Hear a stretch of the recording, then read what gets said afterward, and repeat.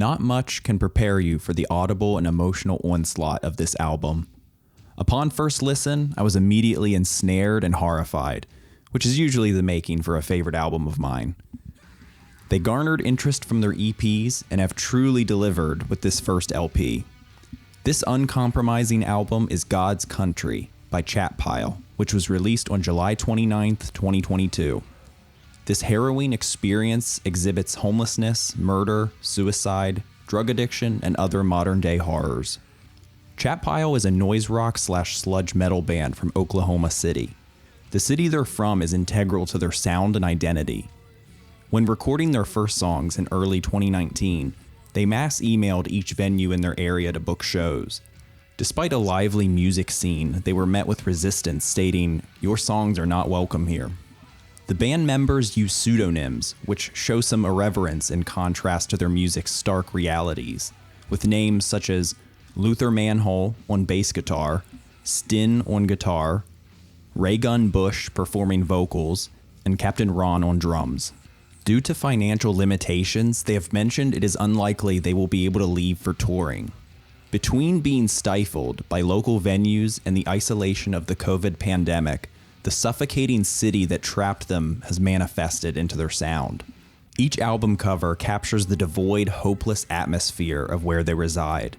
The cover for God's Country is of the Oklahoma City Detention Center, representing the spiritual and physical prison of being confined to their home. The album opens with grease-covered fear in the form of Slaughterhouse. The first moments drop us into a tenebrous space with cavernous drums and our first piercing shriek of The lyrics compare the working class to an actual slaughterhouse, slaving away in unfit conditions just to be processed and replaced. They can hope for escape, but must always return. It's not a pretty process. The lyrics throughout the album are raw and evocative.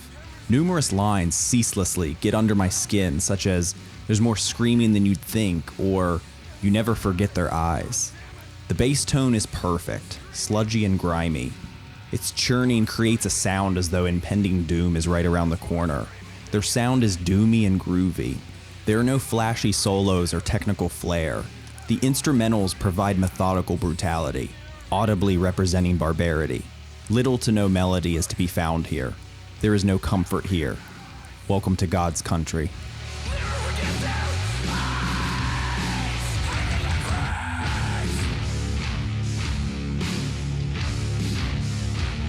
Why simply asks, how can homelessness even exist in a developed nation? When we have the resources and means, why treat people as subhuman? The end of the song gives an uncomfortably poignant glimpse into the harsh life of someone homeless, asking, could you handle what they go through? Likely not. Bush is clearly frustrated from his more aggressive vocal delivery. The song closes on a breakdown accentuated by a siren and the lyrics,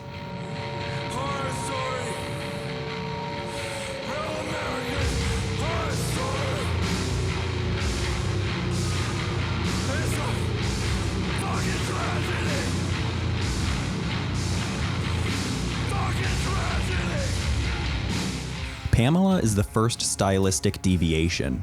The perspective is that of Pamela Voorhees, mother of the infamous Crystal Lake murderer Jason Voorhees from the Friday the 13th films. This song is more melancholic and forlorn. It features more of a post-rock or shoegaze kind of reverb. I was surprised by how effective this song really is. Once learning the perspective, I thought it was going to be gimmicky. Instead, the lyrics are so genuine I couldn't help but sympathize with Pamela as a mother. It's so well written, such as the line about wishing she could bargain with water to return her son. Bush's vocals are more subdued compared to the manicness we've heard up to this point, reflecting the deep grief and dissociation of loss.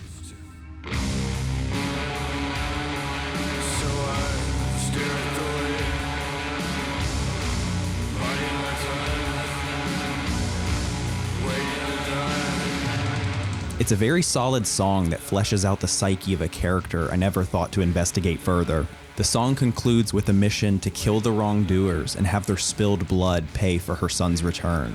In the end, her screamed beckons are futile. Wicked Puppet Dance has the first mention of the protagonist's drug addiction.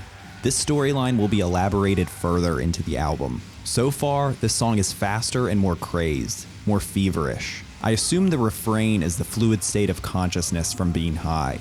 The ability to describe and engage with the world is reduced to individual words and impressions. The protagonist refers to himself as a wicked puppet, lacking volition, attached by strings to the drug which makes him dance and move against his will.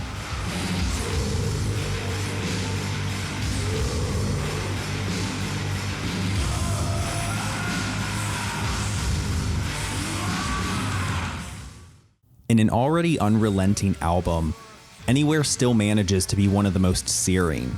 It tells the story of an average American citizen, holding hands with their partner, enjoying life when everything changes. Shock ensues.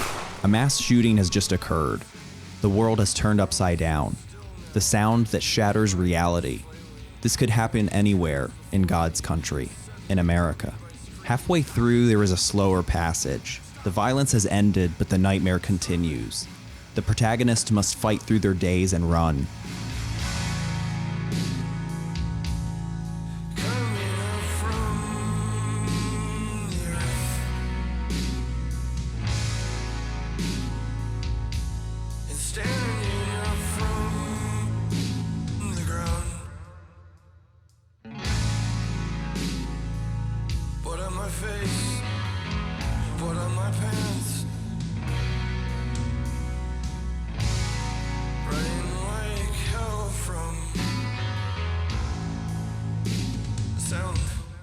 The narrator doesn't recognize himself.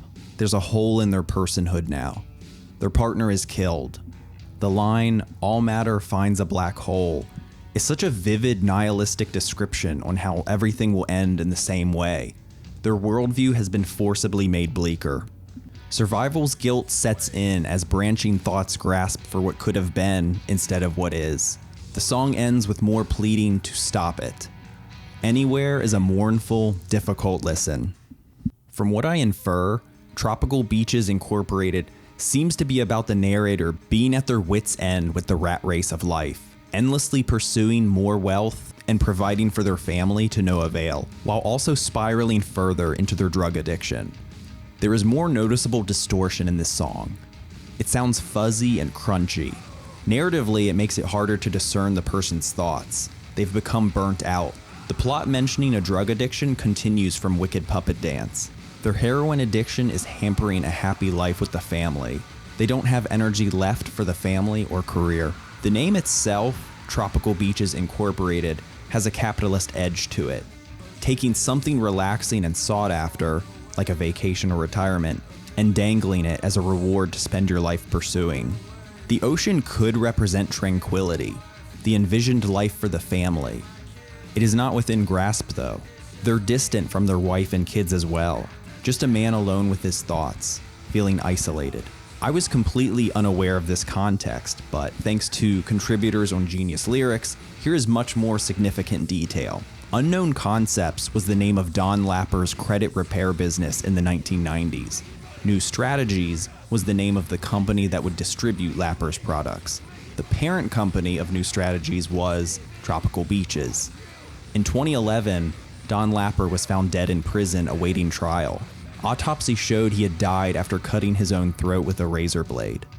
Don Lapre hosted a television show called The Making Money Show with Don Lapre, where he would imply that viewers could make easy millions by following his lead.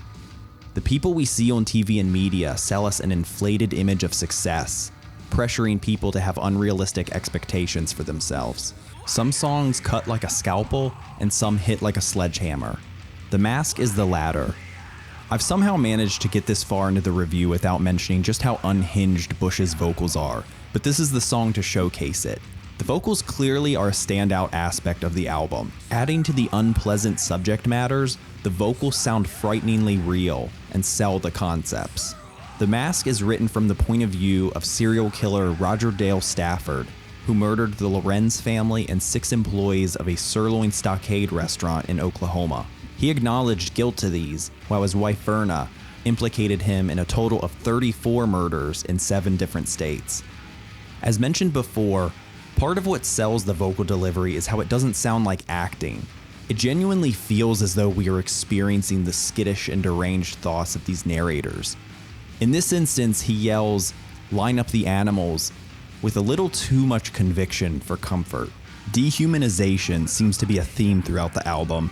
At this point, we've encountered multiple examples, whether it's employers, landlords, or mass murderers. We're all just animals to slaughter.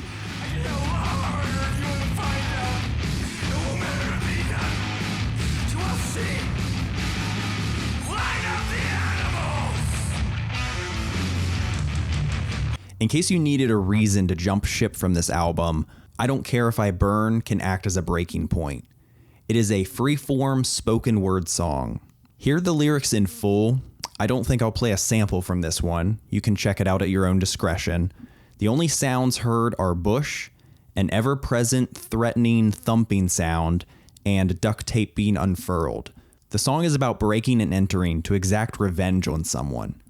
Simply put, it's gut-wrenching. The tension is extremely palpable. Beware the climatic jump scare. After all this, how did you think the album was going to close? On a lighter note? Nope. You could argue the best or most disconcerting is saved for last. Grimace Smoking Weed.jpg is the longest song of the album at just over 9 minutes. The vocals sound separate from the band. The band is tight. They are in unison and performing material as a band does. The vocalist, meanwhile, sounds unrelated. It literally sounds like a crazed man rambling his inner thoughts. In this song especially, it sounds as though the instrumentals are following the lead of the vocals as opposed to the other way around. This trait has been present during the entire album, but I feel this song is the most applicable to mention it for. The song starts with the narrator being greeted by a personal demon, the Purple Man, which looks like Grimace. Yes, that McDonald's character Grimace. This seems flippant and makes for good memes. I've even read reactions that think this song is silly, but I feel it is anything but. The song is truly horrifying. Also, don't miss the intention that a corporate mascot brings about one's undoing. The temptation is there to relish in the forgotten pleasures. It's not a consensual visitation, yet the user can't help but fall into the old habit. The narrator wants Grimace to leave his personal space, to stop intruding. The demon is inexorably linked to the narrator's drug use, which has escalated throughout the album from Wicked Puppet and Tropical Beaches Incorporated. The situation is dire. Walls are closing in. The man feels suicide is the only option for escape. At 3 minutes 48 seconds, it slows down. The instruments become more freeform, following the vocal's lead. From 4 minutes 5 seconds onward, it is a chaotic, frightful, and overly penetrating look into this man's psyche. While I know this song is a performance, that it's a form of acting, I can't help but feel I'm witnessing something I shouldn't be privy to. I Don't Care If I Burn somehow doesn't shake me as much as this song does. The self-inflicted insults, the ceaseless pleading for help, the incoherent yelling. It's devastating to hear this man destroy himself in the span of just 9 minutes. Leave me alone, Purple Man! Leave me alone, Purple Man! Stupid, no, shut up, stupid! Fuck you, stupid! Shut up, shut up! With these lines, he's likely referring to Grimace seeing too much.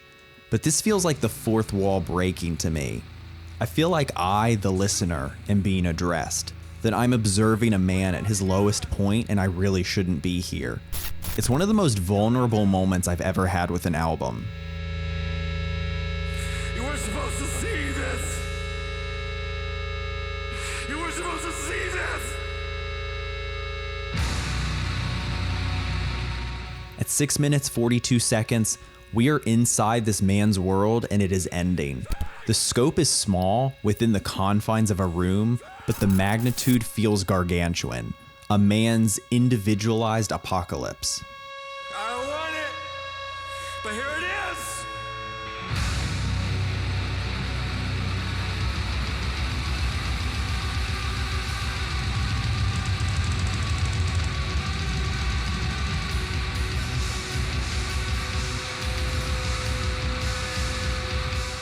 Compelled by his demon, the narrator jumps from his window, screaming its name. The drums are thunderous, the guitars are heavily distorted. Pained wails over feedback are the last sounds of the album. The man hits the ground, leaving a grimace on his face. This album has presented a multitude of horrors, and in the end, they are inescapable. Why endure such a formidable album?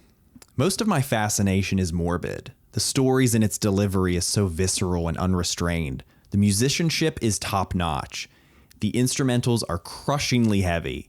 It shrouds the listener in a cacophony of harsh, filthy noise, reflecting the locales devoid of hope. They know just when to pull back or reflect the given persona's emotional state. I find this album disarming and deeply evocative. I have yet to stop obsessively listening to it.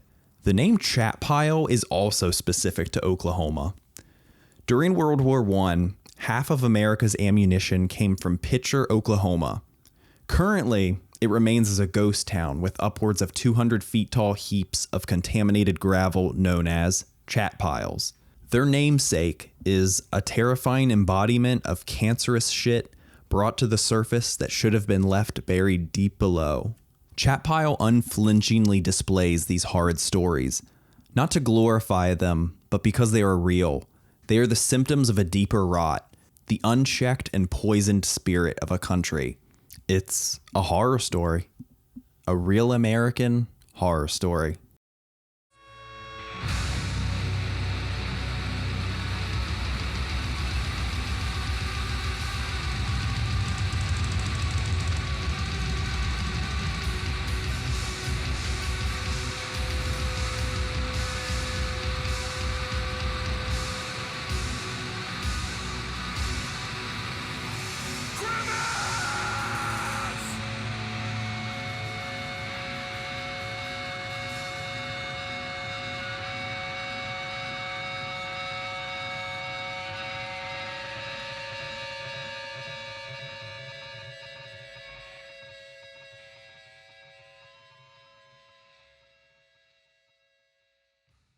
GrimaceSmokingWeed.jpg is the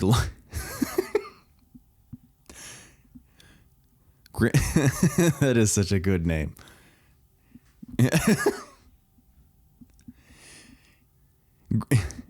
Grimace, fuck.